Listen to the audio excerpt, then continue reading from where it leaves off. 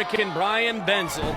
He's in the near lane. Payman Marhe-Ripoor here is in the middle lane, and Olu Fadisare in the far lane. Payman out quick, showing you his athleticism moving in space. As you see at the top, Fadisare really struggling to get that second sack there. He's got a lot of work to get back into this race. Hey, Brian Benzel doing a heck of a job, but here's Payman in that middle lane. He's got a slight edge on Benzel right here.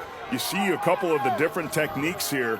The strongmen have really been struggling to find that sweet spot. It's almost like the three little bears as we see Payman lose his footing there. You don't want to be too tall. You don't want to be too low. You want to be in the middle so it's just right when you pull this 683-pound cart. Brian Benzel trying to take advantage of the slip by Payman, but you know what? Payman has rebounded nicely. Yeah, you see Benzel doing the long power pulls versus the short explosive pulls that Payman is doing that are working so effectively. Final 5 seconds. Doesn't look like anybody's going to get to the line, but who's going to set that mark to beat?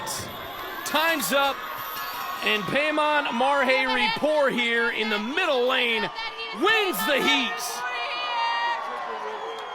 He dragged it 7.62 meters. And he's fired up and should be. He started quickly and finished strong despite that bobble. Marhe-Ripoor here looking to make a statement. Zaviskus in the near lane. Hollins middle lane, the American Nick Best in the far lane. Yeah, all three of these athletes have very interesting stories. We're seeing Terry Hollins, who didn't feel like he was in very good shape a year ago, looking very impressive here early. Nick Best strong in that far lane as well. Here we go. There's a pretty good heat between all three guys. There was a time where Zydrunas Zaviskus was the most powerful lifter in the world. Anything static, anything having to do with immense strength, he dominated. Looks like he's got the right vertical technique right here, but it's Terry Hollins in that big mass that is just yanking this cart down the course. Terry Hollins, and now Zaviskus goes down, which gives Best an opportunity to get second in this heat. But Terry Hollins is the headliner in this event, the load and drag. What a start for him here in Group 5. Nick Best in that far lane, half a century old, putting on a display. We know that Hollins has this one. Zaviskus just isn't going to have enough, I don't think, to be able to get further than Hollins. But one more yank by Hollins secures his victory as he gets it across the finish line.